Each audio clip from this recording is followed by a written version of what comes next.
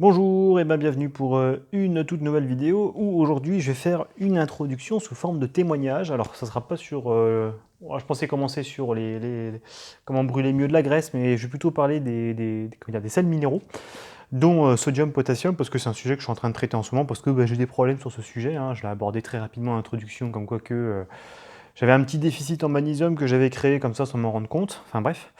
Donc du coup, voilà, c'est plutôt le sujet que je suis en train de traiter en ce moment, et ça peut être plutôt intéressant d'en parler parce que c'est assez rapide à traiter.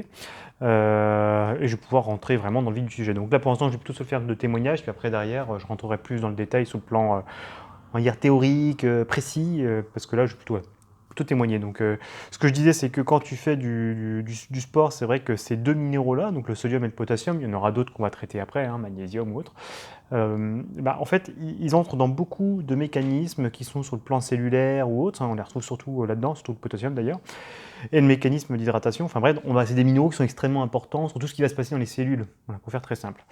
Ça me permet aussi d'aborder un autre sujet peut-être que certains se posent des questions ou autres, de savoir quelles connaissances je pourrais potentiellement avoir, et puis aussi peut-être que derrière, on pourrait aussi se poser la question, c'est comment je fais pour progresser entre guillemets assez vite sur certains sujets, hein, surtout par rapport à l'année dernière.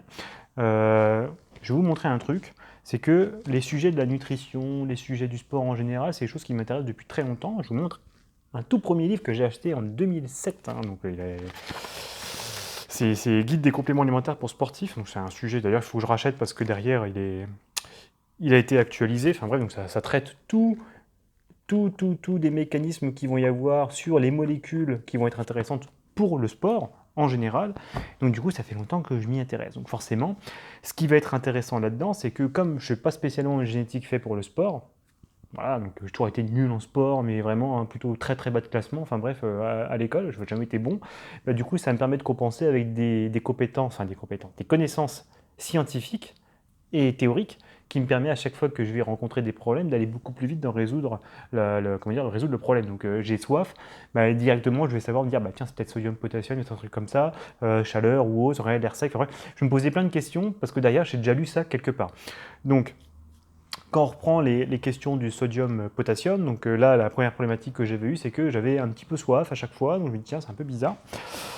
Donc, je vais essayer. Et puis surtout, d'ailleurs, j'avais un autre signe que j'avais détecté, c'est que c'était une fréquence cardiaque au repos qui était quand même relativement basse. Donc, très souvent, on se dit, tiens, c'est bien, je réponds bien à l'entraînement d'avoir une fréquence cardiaque basse. Donc, la mienne, elle est plutôt aux alentours.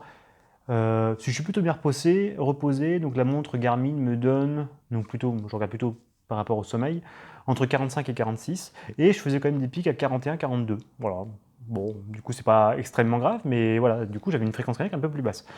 Et ça, très souvent, ça peut être un signe de trop de potassium par rapport au sodium. Ce qui est important là-dedans, dans le sodium-potassium, je ne l'ai pas dit rapidement, c'est que c'est le taux en fait, entre les deux qui va être important. Donc il y a on va dire, des valeurs absolues minimales à avoir, donc surtout quand on fait du sport. Alors, je sais pas, le sodium, ça va tourner entre 1500 mg jusqu'à 3 grammes, 4 grammes, on va dire, en fonction des sudations que tu vas avoir, de la chaleur, et aussi du sport que tu vas faire, hein, donc la transpiration. Et ce qu'il faut avoir, c'est que le potassium, en fait, il faut toujours. Alors je crois que les apports, on verra ça après hein, sur les valeurs précises, je crois qu'il faut à peu près 5 fois ta valeur en sodium. Donc pour 1 gramme de sodium, il te faut 5 grammes de potassium. Donc forcément, si tu consommes 2 grammes de sodium, il te faut 5 grammes de potassium. Donc personnellement, c'est des choses que je ne me posais pas spécialement la question. C'est-à-dire que moi, j'ai plutôt tendance à bombarder le potassium et puis le sodium, je ne m'y intéresse pas forcément. Hein. Tu as des plats un peu salés ou autre, ça s'équilibre comme ça de manière tout à fait naturelle. Et c'est vrai que comme je commençais consommer moins de plats où il y avoir du sel dedans, parce que je prenais plutôt des aliments bruts, forcément, la consommation en sodium a vachement chuté. Bon.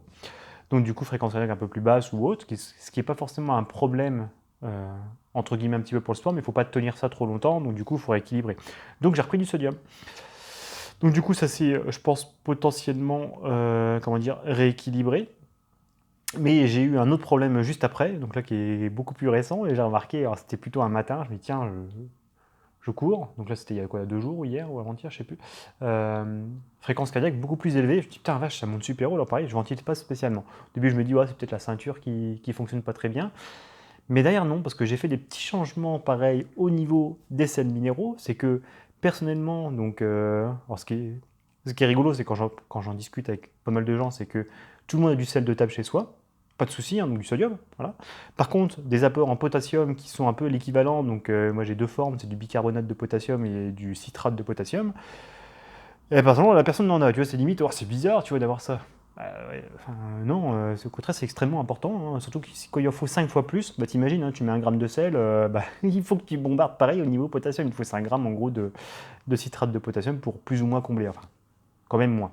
Donc du coup, le problème que j'ai eu, c'est que d'habitude, ça fait longtemps, je tourne plutôt au citrate de potassium, donc t'en mets un peu dans une bouteille d'eau, tu bois ça pendant les repas, puis c'est réglé, donc...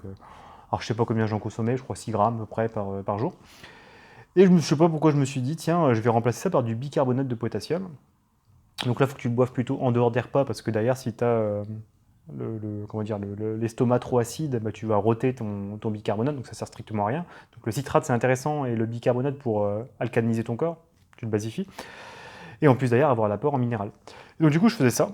Et puis en fait, ouais, j'ai dû faire ça pendant 4 jours. Et puis après d'ailleurs, hop, la fréquence cardiaque vachement plus élevée. Elle augmentait de jour en jour, au repos et tout. J'ai dit, c'est bizarre.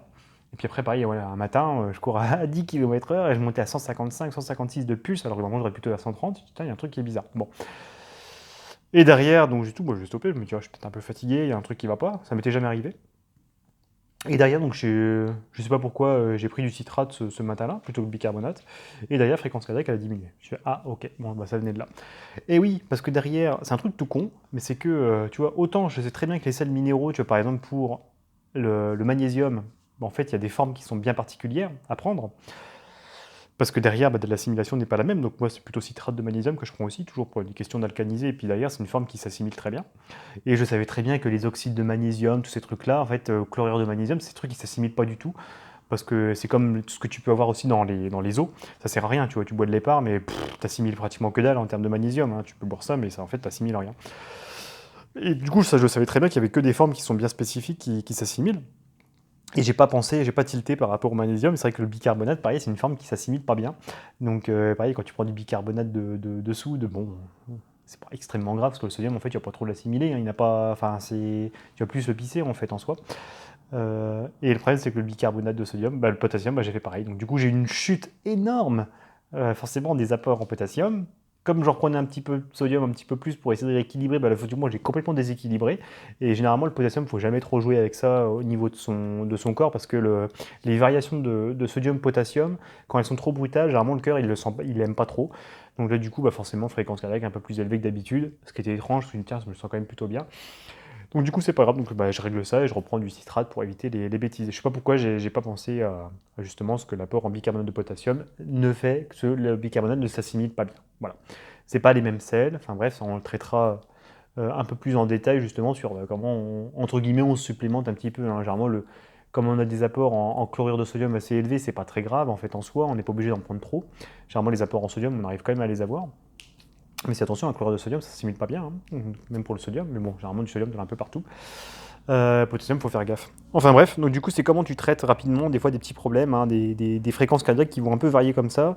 Il faut faire gaffe par rapport à ces variations justement d'apport sodium-potassium. Très souvent, si par exemple tu n'as jamais pris de potassium ou autre, bah, tu peux avoir une fréquence cardiaque qui va être relativement stable. Voilà, il n'y a pas trop de, c'est pas très très grave en fait en soi.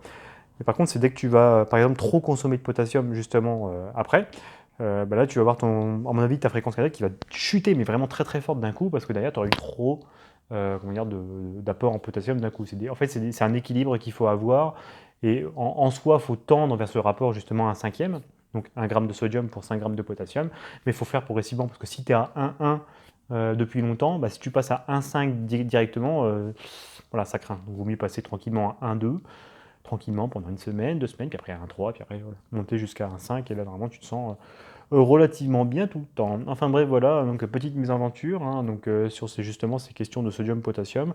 On va rentrer dans le détail après dans les suites de vidéos, c'est pourquoi on fait d'ailleurs, il se passe ce genre de choses, comment ça se fait que le sodium accélère la fréquence cardiaque et le potassium a plutôt tendance à diminuer la fréquence cardiaque. On va aussi voir après d'ailleurs des mécanismes de l'eau, truc tout bête, des pressions artérielles ou autres. Enfin bref, il y a plein d'échanges qui se font avec ces deux sels minéraux. Et puis si j'ai le temps, je traiterai peut-être aussi du sel minéral du magnésium parce qu'il me semble extrêmement importante aussi. Donc alors il y a moins de rapports sodium, il y a un rapport vraiment sodium-potassium, le magnésium il est un peu à part. mais il est quand même extrêmement important comment dire, à traiter. Pareil, même pour le calcium, il est important à traiter. Enfin bref, les sels minéraux là, ils sont vachement importants à traiter. Donc voilà, petit témoignage rapide qui permettra d'aborder les prochaines vidéos. Je te remercie de m'écouter, je te dis à plus. Ciao!